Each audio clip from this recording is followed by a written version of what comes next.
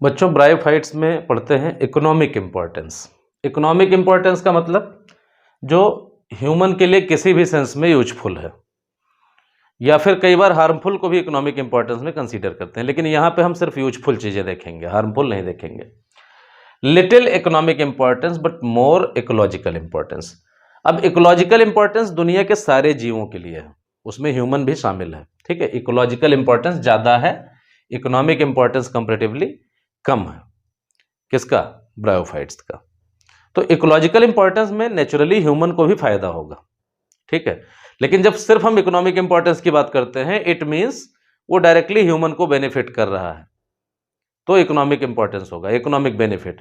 लेकिन यहां पे इकोलॉजिकल इंपॉर्टेंस का मतलब क्या है? एनवायरमेंट को बेनिफिट करना। Some used as food for mammals, birds and other animals. Use क्या? ये नेचुरली मिलते हैं। जो हर्बेसियस मैमल्स हैं, जो हर्बीवोर्स हैं एक्चुअली, उनमें बर्ड्स खाती हैं, अदर मैमल्स खाते हैं, तो फूड की तरह ये काम करते हैं नेचुरली। ठीक है, स्पीसीज ऑफ स्फेगनम प्रोवाइड पीट। इसमें जो इकोलॉजिकल इंपॉर्टेंस के अलावा जो इकोनॉमिक इंपॉर्टेंस ज़्यादा है, वो उस पर ज़्यादा फोकस है स्फेगनम पे। तो स्फेगनम की जो स्पीसीज हैं ये पीट प्रोवाइड करती हैं। पीट क्या है? पीट एक तरह का कोयला है, और अच्छी क्वालिटी का कोयला नहीं है, सबसे बेकार क्वालिटी का कोयला है, लेकिन फ्यूल की तरह यूज होता है। जहाँ पे कुछ नहीं है तो अच्छा ही है, चलो ठीक है, यूज हो जाएगा। ये बना कैसे? सदियों पहले मार्शी एरियाज में, जो एसिडिक मार्श थे, उसमें ये स्फेगनम दब गए, जैसा कि नॉर्मल डीजल पेट्रोलियम कोल बनता है उसी तरह से। और फिर प्रेशर की वजह से और सारी चीज़ों की वजह से इनका डिकम्पोजिशन नहीं हो पाया, और अब जब माइनिंग होती है तो उसमें पीट मिलता है।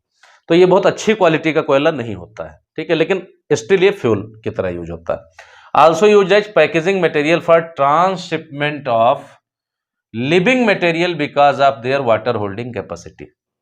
ये बड़ा इंपॉर्टेंट है। ट्रांसशिपमेंट मतलब जो जहाज से ट्रांसपोर्ट होता है, और यहां पे एक लाइन पे फोकस किया गया है, लिविंग मटेरियल। लिविंग मटेरियल की पैकिंग के लिए। किसकी पैकिंग के लिए? लिविंग मटेरियल की पैकिंग के लिए। तो ये क्या बात हुई? देखिए, ट्रांसशिपमेंट ऑफ लिविंग मटेरियल में क्या होता है, जैसे मान लो कि किसी स्पीसीज के पौधे हैं, ये पौधा है,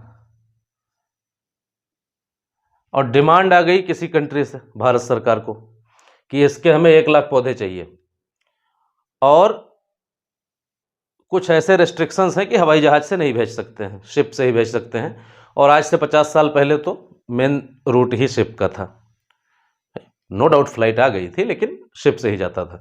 तो इसके ये जो पौधे हैं, इनका बंडल बना बना के इनके चारों तरफ हम पैक कर देंगे, किससे लपेट देंगे? किससे? स्फेगनम से। किससे?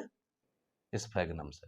दिक्कत ये आती है, मान लो शिप की 15 दिन की जर्नी है, रास्ते में सूख सकता है या खराब हो सकता है, लेकिन अब क्या होगा, जब स्फेगनम से पैक कर देंगे तो बीच बीच में जो जहाज में, शिप में लोग होंगे, वो इस पे पानी का थोड़ा सा स्प्रे कर लेंगे, और इसकी वजह से क्या होगा, स्फेगनम खूब सारा पानी सोख लेगा। ये कॉटन के बराबर पानी सोख सकता है, कॉटन के बराबर, ठीक है।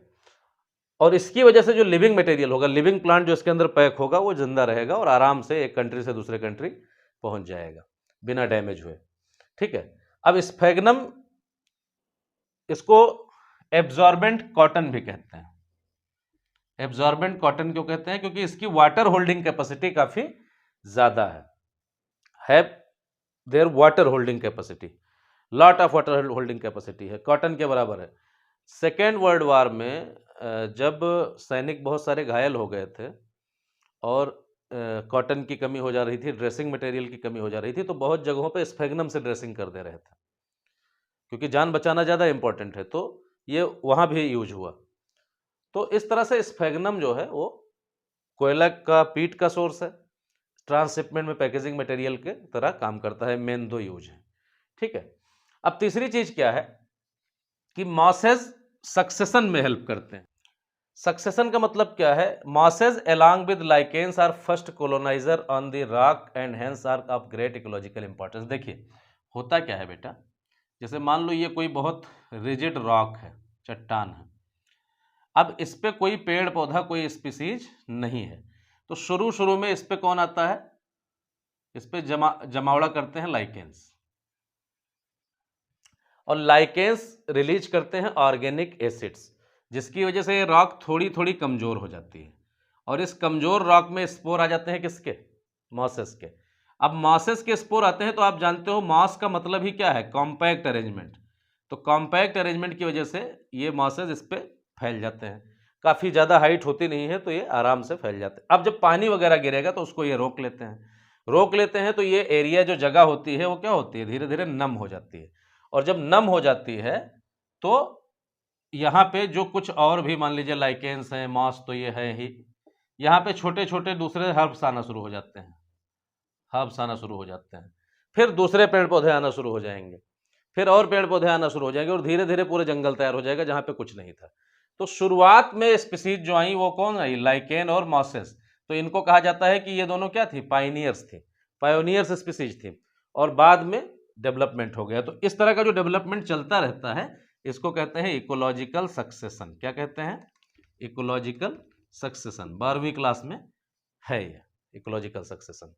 ठीक, तो ये इकोलॉजिकल इंपॉर्टेंस है। क्या क्या है? बुक आपकी लिखती है एनसीईआरटी कि mosses along with lichens are first colonizer on rock and have great ecological importance. क्यों इकोलॉजिकल इंपॉर्टेंस? ये दे डिकम्पोज रॉक्स, ये मिलके क्या करते हैं? रॉक को कमजोर करते हैं and make them suitable for growth of other plant, higher plants. तो क्या यहाँ पे ग्रासेज आई, कुछ टाइम के बाद इसमें क्या होगा? इसमें ट्री भी ग्रो करना शुरू हो जाएंगे, छोटे ट्री ग्रो करेंगे, श्रब्स ग्रो करेंगे और फिर बड़े ट्री ग्रो करेंगे। तो पता चला जो खाली रॉक थी वो जंगल हो गई एक टाइम के बाद। लेकिन शुरुआत किसने की थी? लाइकेंस ने और मॉसेस ने। तो इनको पाइनियर स्पीसीज कहते हैं। जो मॉसेस होते हैं खासकर वो डेंस मैट बनाते हैं सॉइल पे। थोड़ा रोल लिबरवर्ट्स का भी होता है, लेकिन मॉस अच्छी मैट बनाते हैं, कॉम्पैक्टली अरेंज होते हैं, जिसकी वजह से ये सॉइल को एरोड नहीं होने देते हैं, सॉइल को टूटने नहीं देते हैं, तो सॉइल इरोजन को प्रिवेंट करते हैं। तो ब्रायोफाइट्स का बहुत सारा इकोलॉजिकल इंपॉर्टेंस है, इकोनॉमिक इंपॉर्टेंस कम है। ठीक है, लेकिन इकोलॉजिकल इंपॉर्टेंस हमारे लिए यूजफुल है। एक विद्वान है, उन्होंने कहा था, श्री सुंदरलाल बहुगुणा, तो उन्होंने एनवायरमेंटलिस्ट, चिपको मूवमेंट के लीडर, उन्होंने ये बात कही थी कि ecology is the real economy. Ecology जो है वो रियल इकोनॉमी है। तो इकोलॉजिकल इंपॉर्टेंस है तो नेचुरली हमें उसका फ़ायदा मिलेगा। ठीक है, और इकोलॉजिकल इंपॉर्टेंस में पूरे नेचर को फ़ायदा मिलेगा। तो bryophytes have great ecological importance and some economic importance as well. ठीक है, तो this was all about economic importance of bryophytes. Thank you.